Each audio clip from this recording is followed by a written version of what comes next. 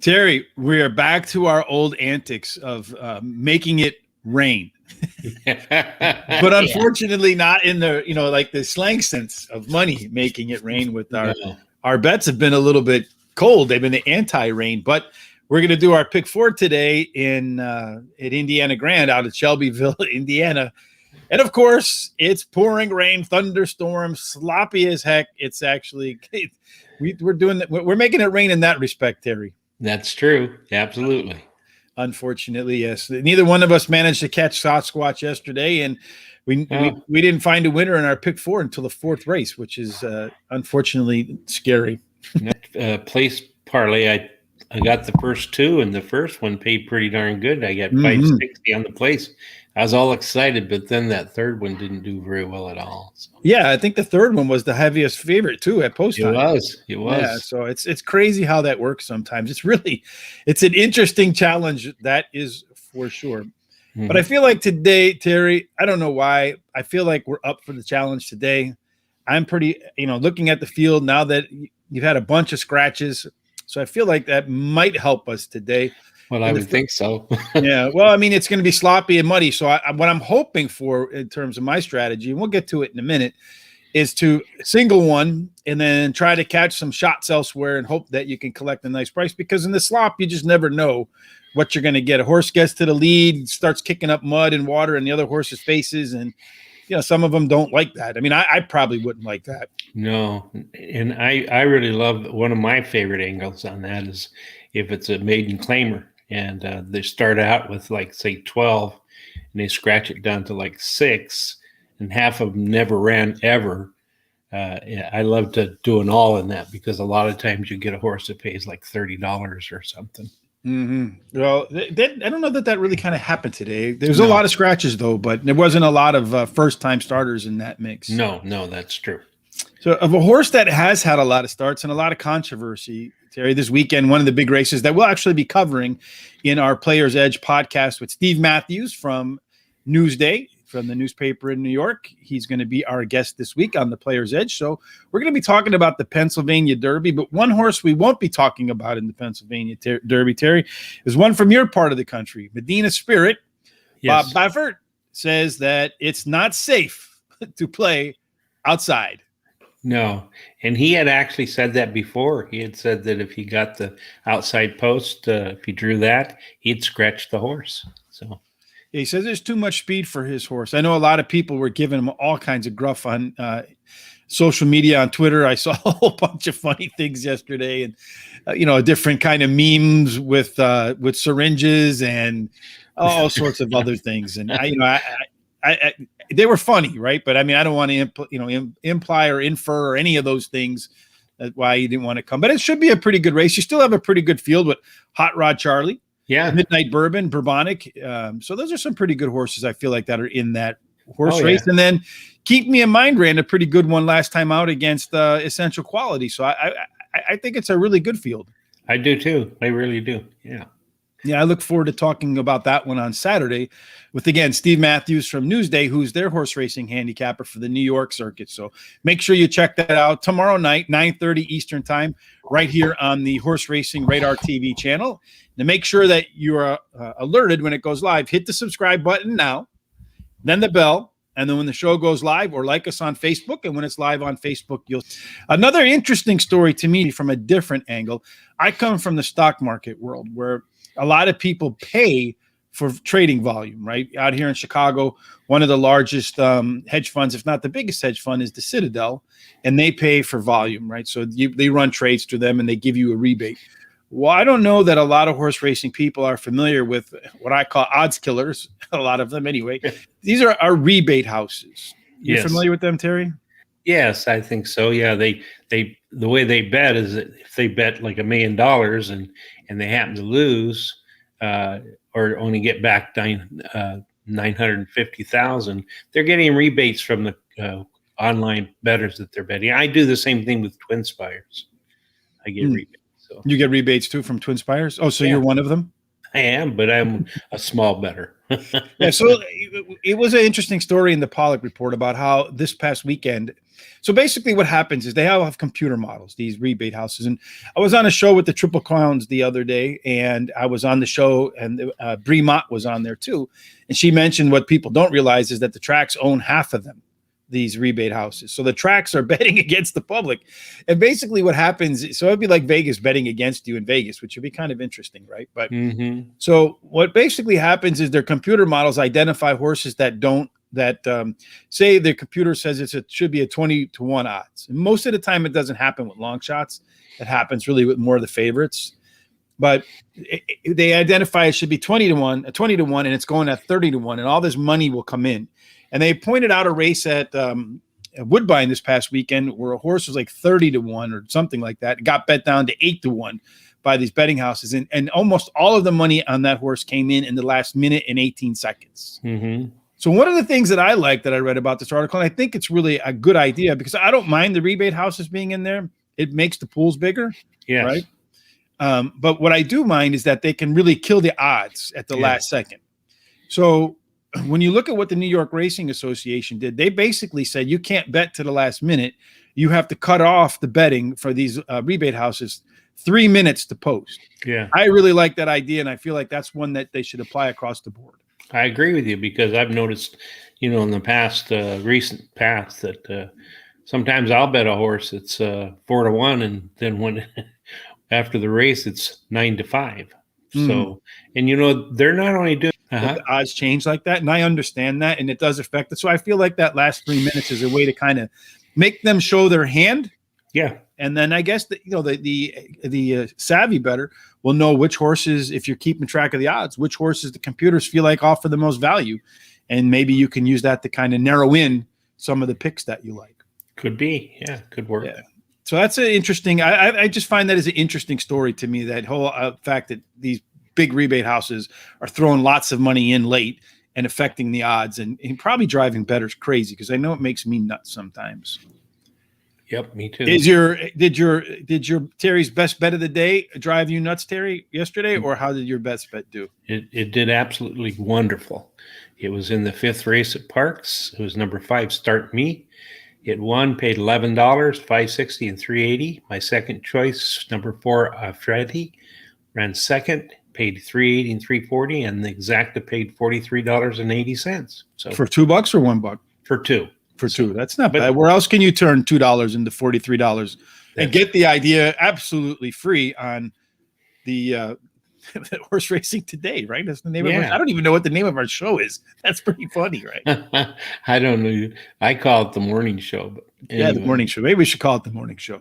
All right, Terry. So the morning show. Oh, that's not what we want. There we go. Terry's pick of the day: Indiana Grand race number 3. Remember, it's really muddy and sloppy there, folks. I know it, yeah, but I'm going for a hat trick. And fortunately, none of my horses were scratched, at least not the last time I looked. I like number 5, Quality Step, returns to Indiana Grand, where he won his last race at Today's Distance. He has the highest speed figure at Today's Distance, and a hot jockey, Marcelino Pedrosa.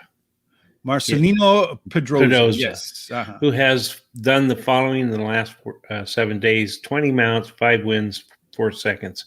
Then I like number 4, Sniper Kitten, who won his last race at Indiana Grand and can lead or come from behind, which is an angle I like. I think a Sniper Kitten's an interesting name too, because I read a story about cats one time, Terry. Yeah. That they're all neurotic and they want to eat their owners. Yeah, I believe that too. Yeah, I do. So number 1 is my 3rd pick, Jolting Joe. Won his last race at Today's Distance at Indiana Grand. He is on the rail post, which is winning at a 19% clip, and the trainer wins 18% of the time when he's bringing back a winner that's already won to the races. So he goes back-to-back W's, huh? That's right. Yes, I like the back-to-back W's. Following a win with another. That's a pretty good angle for some trainers. Yeah. But you got to kind of look at the horse's record, I think, too, because while the trainer might do that, the horse itself might not, because you'll see a horse takes 3 or 4 or 5 times and it doesn't win back-to-back races. If it doesn't have a history of winning back-to-back races, I'll kind of ding that a little bit from the trainer himself. All right, Terry, today, the 3P parlay. Let's see if we can catch Sasquatch or Bigfoot today. One of us is going to catch him, Terry, for certain. I feel like it. You're going to do the Indiana Grand. You're going to stay there. I'm going to give folks a little bit of something to do at nighttime when they're sitting around with not a lot to do. So Indiana Grand, Terry, race 4, 5, and 8. I hope I got those numbers right. I think so. So you like the 6, Royals Girl, number 5 in race number 5. Me, that's supposed to be and. I don't know what ABD is. Is the B anywhere near the end? Yes, it's right next to the end on the typing word. So sorry about that. And number 7, Altered in race number 8. That's how I feel sometimes, Terry, after our picks don't come in. And me too. Hey, I do feel altered. So for me today at Charlestown, folks, I went ahead and just did our best bets in our premium picks today for that race at Charlestown. Those are all our best bets. You can get them in all of our picks by going to our premium picks page on the website. It's you see it right there in the you'll see it right in the main menu bar. It says picks. If you look at those picks, you'll see that we have all sorts of tracks today: Ajax, Delaware, Mountaineer, Presque Isle Downs, Belterra, Finger Lakes Parks, Charlestown, Indiana, Penn National. I don't know what's going on there. Thistledown. So you can get all those tracks. Maybe Thistledown is Penn National might be a free one, so you can get that free one today. So you can take a look at all of our tracks, see how we do, and check out Penn National, see how that works out, Terry. I think it's probably going to be. What's the weather like at Parks today? Is it wet over there too, or no? I think it's a little bit wet. Yeah, so it might be sloppy out there tonight because the rain is here now. It'll probably be in middle Pennsylvania and I'm in Chicago and it travels east, so probably be in middle Pennsylvania by the time Penn National gets started. All right, Terry. So this is something we've been struggling with. I hope it comes to an end today. We're going to go to Indiana Grand for our Fly 4, Terry. There's a lot of scratches because a couple of the races were supposed to be on turf. They're all short races, if I remember correctly. I think the longest one is 7.5 furlongs. So I feel like we have a chance to get both today in terms of the Fly 4 and our hot dog pick 4s. So let's get cracking with race number 6, right? Yes. And that is race number 6 is 5.5 furlongs, maiden claiming 5,000. This is kind of one where you mentioned you like the maiden claiming with a lot of scratches. There sure were a lot of scratches in this race. I think it was the 1, the 3, the 4, the 7, the 8, and the 9. So I think that left only 4 horses. That's correct. So you're not going to get, I think, a big long shot. But I feel like in this race, Terry, there's going to be a big favorite. Yeah. And I think it's going to be number 10. Yeah, could be. Although I think, go ahead. No, go ahead. I was going to say, I think number 6 is going to beat it. So you think number 6 is going to beat him? All right. Well, yep. So we'll start with number 6. Why do you think number 6 is going to beat number 10? Well, I need a girl like you, finished 3rd versus similar in her last start. Well, she's off the turf, so the turf speed doesn't matter anymore. But she has a sharp workout of 36 flat. First, best of 8. So that's it. Yeah, and also a really good, you spent a bullet workout. I do like that. The one thing I don't like about the 6 horse Terry, it probably really won't much matter because there's only 4 horses in the field, but the distance it tends to favor horses that are fast, right? So the number 10 horse, to me, there's a couple of angles in here, and this is something Terry and I are thinking about doing. Is a section where we talk about angles that we like. Maybe each week one of us will pick an angle, an example, and then talk about it on the show. But for Royal Country, let me just pull this up here, Terry, and I'll put it up here and I'll show people why I like Royal Country. One you see here, Royal Country had the highest last race speed figure, which is an angle a lot of people, right? That's a 30% angle as it is on its own, but it's also dropping in class, right? So I like when you have that combination of highest last race speed figure and dropping in class, because it's already shown last race out it would have beaten all these horses, and now it's actually dropping in class. So that's another thing. But here's another thing that I like is a second angle in here that I really like, Terry. And if you see here, this is a horse that shows speed and fades, right? Speed and fades. Then you look up here and you get this L, that's black emboldened L. That is it means first time Lasix, right? That's correct. Up a little bit. So I love horses that have speed, then fade, and get Lasix the first time out, because that speed usually doesn't go away then. So they get the speed, and because of the Lasix, maybe because they are bleeders, they're able to actually hold on to that speed. So I'm getting two of my favorite angles in one here, Terry. Yep. Highest last race speed figure, dropping in class, speed horse that fades, that's getting Lasix. I feel like that combination makes the 10 horse the one to beat, Terry. And that's why in my hot dog pick 4, I singled them, because another thing that we talked about on Saturday or another day, I think it was Saturday we talked about in our show. When you have a heavy favorite and you're doing a pick 4, I think you have to make a decision to either single it or try to beat it. I feel like the 10's going to be the heavy favorite. Well, it is my second choice, so I agree with everything you've just said. And in addition to that, it has a hot jockey who in the last 7 days have won 5 out of 20 races. So it's done fairly well there, Terry. So do you want to go any deeper here? I mean, there's only 4 horses in the field. We have half of them. Yeah, I think we're fine for now. All right. So the next spot is race number 7, Terry. Mm-hmm. This is a race that was supposed to, well, it's 5.5 furlongs, another maiden claiming race. And it's one that favors speed, Terry, here. And I feel like this is one where we can go a little bit deeper. And I got a feeling this is the race, because only one horse was scratched, the 7 horse, that we might catch a long shot. Yes, I agree. So who do you like? I like number 6, Trip Charge. She showed early speed in her last race at mile and 70 yards, and now cuts back to 5.5 furlongs, which just may be the key to her winning a race. Mm-hmm. She has the highest last speed rating and drops in class today. And the trainer wins 29% of the time that he drops a horse two classes down. And the jockey, Marciana Padoja, in the last 7 days, as I said before, 20 mounts, 5 wins, 4 seconds. So when I look at this race, Terry, it's, as I mentioned, 5.5 furlongs. Speed wins something like 75% of the races, and speed it wires the field in like 30% of the races. And I put together the early pace figures, and I'm gonna start with a long shot here, Terry. I don't know that it'll be able to hold its speed, but a lot of times in a slop, a horse that can get out to the front, as I mentioned before, kicks up the dirt in everybody's face. They don't like it. It's not really done very well. It is dropping in class. It is lightly raced, but Squeaker might be able to splash everybody else out of this race, because it is the fastest horse out of the gates, Terry, has the best early pace numbers. And I feel like if the horse can get off to a good start, get out in front, it might be able to stay there. And this is a long shot that I think has a chance to win. Okay. And I mean, maybe not, but I'm playing that it'll do well in the slop and get out to the front, and then everybody's going to have to catch it. All right. Yeah, I'll go along with that. What else do you like? I like the number 1, Senorita M. She has been knocking at the door trying to win her maiden race, and she's finished 3rd versus similar in her last race and has the best dirt speed among today's starters.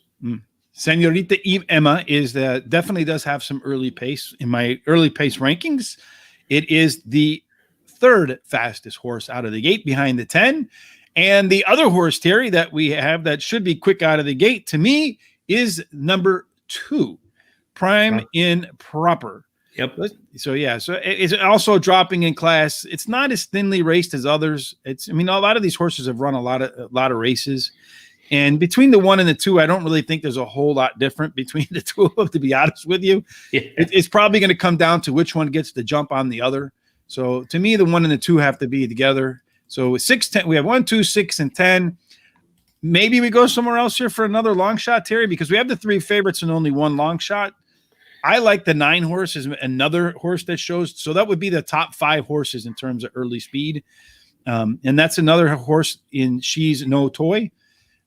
Only raced once before, so that's, there's a lot of room for upside in that particular horse. Mm-hmm. Second career start, the trainer has won 2 out of 4, Michael Nance. So that's really, not a low number, but not a bad number either. The jockey, Rodney Prescott, has done well in the last couple of days. He's hit the board in 7 of 11 races. Mm-hmm. And I expect that you'll see the horse improve. So I don't mind lightly raced horses. And again, it's the number 9. I don't want to get beat by the 9 again, Terry. I don't blame you. Okay, let's stick that one in there. All right. So I think that's enough horses for there, Terry. Okay. Or do you want to go deeper? I'd like to put one off to the side in case. All right. Which one? Number 4, Rosie Glow. She was brushed at the start. and it seemed to bother her quite a bit. She drops back in class today and could run back to her first race of her career. And the thing I like about Rosie Glow too is in every single race the horse has been pretty well bet. Been no worse than 4-1 odds, so that tells you the bettors kind of like what they see there. Unfortunately, Eduardo Perez and Robert Gorham, the trainer jockey combo there, they've raced together 28 times in the last 30 days, and they have as many wins as you and I do, Terry. Yeah, and that's not good. That doesn't really work. 0. No. All right, so I think that's enough races here. No horses. Yeah, races, it's plenty. Yes. We have enough races. We have enough horses for a pick 4 just right there. Yeah. All right, so race number 8 was supposed to be 7.5 furlongs on the turf. And they bounced a bunch of horses out of here, Terry. The 1, the 2, the 6, the 8, the 9, the 10, and 11. So I think that leaves the 3, the 4, the 5, and the 7. Is that right? That's correct. Another 4 horses. So, Terry, I think like we did in the first race, let's just cut the field in half. You give me your top horse. I'll give you my top horse, and then we kind of leave it at that. Okay, my top horse is 7, Altered, was bumped at the 3/8 and checked at the 5/8 and still ran third, only beaten a neck. Mm-hmm. Trainer has won 25% of the races when bringing a beaten favorite back to the race again. And he has a really hot trainer jockey combo who in the last 14 days has won 3 out of 9 races. So that was your single, right? Yes. And the other one. I look at this race, Terry, and, you got to kind of look at a horse's form on a wet, ugly track. Number 4, Contractor Bill, I think is the only one that's really had a run on a wet, ugly track. It was the 3, the 4, and the 5. The 3 didn't get a run on it. 4 did. The 5 got a run on it. Alpine Ghost, but it wasn't a very good one. Mm-hmm. The Contractor Bill, he has by far the best speed figures on a sloppy track. He's ran on it twice. He's got a couple of seconds. I expect Contractor Bill to get to the front and be the one that everybody has to catch. 2 times on the slop, 2 seconds. Today, he makes it a win. Okay. You want to put something else in here, or you just kind of leave it at that? Now we're talking about the 8th race. Yeah, that's right. No, let's just leave it for there. Yeah, let's leave it there. I like that horse. Last race is race number 9, Terry. We can always come back to take a look at what's going on there. Yeah. Race number 9, if we have a little bit of money. But I'm kind of fearful of spending too much money because I got a feeling we can go short, and win and lose at the same time. Yeah. Another 5.5 furlong race where speed is going to be the winner. It's a maiden special weight, $38,500 for registered Indiana bred, sired and registered by Indiana Stallions, maidens, 2-year-olds. All right, Terry, this is a race where the 5 and the 8 scratched. So a lot of the horses here haven't shown pretty good form. So pick one. I like number 3, Justice the Beast. He ran a good first race of his career, finishing 3rd despite being bobbling at the start and being bumped at the 16th. The trainer wins 23% of the races when the horse he is training makes its 2nd career start. And again, at 5.5 furlongs, Terry, I mentioned before, speed kills. And looking at the speed rankings, the 3-horse definitely fits in there as one of the fastest horses out of the gate. So I agree with you on that. It's going to be probably closely followed by the 7-horse, Faithful Notion. Yep. Had the highest last race speed figure in its debut. I like that. Horse didn't show a ton of speed, but did have some pretty good late pace. I expect that you'll see the horse improve second time out. Trainer Robert Gorham wins at 16% with 2-year-olds, which is a pretty good rate for 2-year-olds. Anybody can win at 16% with the crazy 2-year-olds is another. It's kind of interesting. But again, you got that Eduardo Perez combination, 0 for 28 in the last 28 races. So maybe it's more of a place horse, but at some point that O has got to go. So we'll go ahead and throw him in there if you like. I do, yeah. All right. Next. Number 4 is... let's see. Number 4 is Big Hat, No Cows. Yes, sir. He needed that first race and showed a lot of early speed until he faded in the stretch. Mm-hmm. He was well bet in his Dubé. And let's see, race. So someone thinks they know something about this horse. Yeah, well, he was well bet in his debut for sure, Terry. Did show some flash that early speed. Got LASIK in the first race. I would have been a little bit happier if he was getting LASIK in this race and not that last race. Yeah. There are a lot of folks out there, jockeys that we've talked to. Trevor McCarthy comes to mind, saying that he really does like horses the second time around on LASIK. I expect that he'll hold his form better in race number 2 than he did in race number 1. So I agree with you. I like the 4 horse as well. The other horse that I think could be a factor in this race, Terry, is, again, looking for a little bit of price maybe, is the 1 horse, No Proof. It should show some early pace. It's another horse that's only raced once before, so you really don't know what its upside is at all. It can improve a lot. In its workouts prior to going out, we're not that bad. So I feel like the horse should improve. You're getting 20-1 odds, Terry. It's on the rail. Speed, it is the 4th fastest horse according to my rankings out of the gate. And it's the long shot, hopefully, that we can close out the pick 4 ticket and end our drought with. Yeah, it sounds pretty good to me. All right, so right now we've spent, let's see, 1, 2, 3, 4, 5 times 4 is 20, times 4 is, times 2. We've only spent $40, Terry. Okay, well, I've got another one in that last race I'd like to put in then. All right, go ahead. And I'd like to put in number 6, Travel Injustice. He appears to have woken up in his last race, closing with a rush to finish 3rd, only being beaten half a length. So, all right. Well, let's see, where are we at now? So now we're at 25 times 2 is $50, Terry. If we throw that 4 up in there, let's do it. All right. So we're pretty much just going all to end this drought, Terry. That's right. What the hell? Got to get on the winner board somehow, right? That's right. So that's 6 times 5 is 30 times 2 is $60. I think we just leave it at that, Terry. What do you say? Yeah, I think so. And then just cross our fingers at race 6 and race 8 that the 6 and 10 or the 7 and 4 win, right? Yep. All right. So just to recap, race number 6, Terry and I like the 6 and the 10. And then race number 7, we have the 1, the 2, the 4, the 6, the 9, the 10, just about every horse, I think. Race number 8, we have the 4 and the 7. Race number 9, we have the 1, 3, 4, 6, and 7. We're looking for, Terry and I are basically building this ticket, hoping to beat the favorite in races number 6 and 8, and then catching long shots in race 9, 7, and 9. That's kind of the pick 4 strategy for today. Right, yep. Terry? It is. Yeah, I agree with you. It is 100%.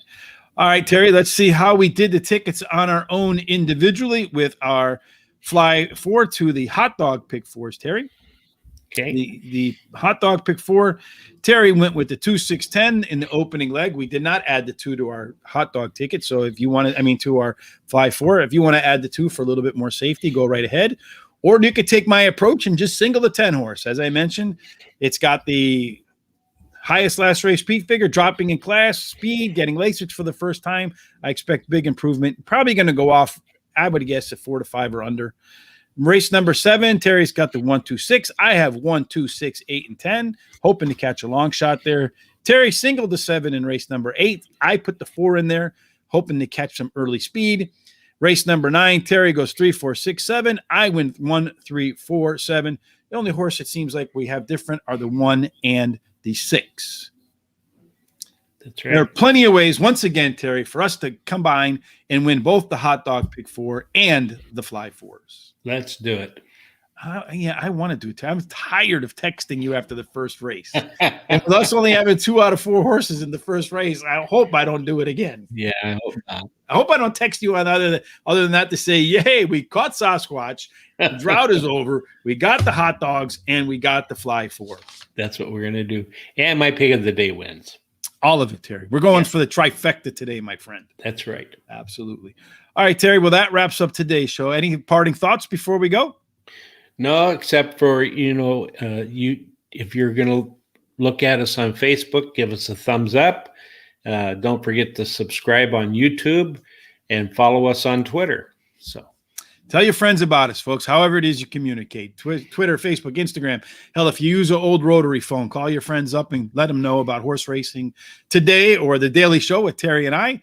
We're back tomorrow in 23 hours and 30 minutes. What track are we covering tomorrow, Terry? Churchill Downs, I think. Yeah. Churchill. It's Thursday night racing at Churchill, too. So it should be a lot of fun. I look forward to it.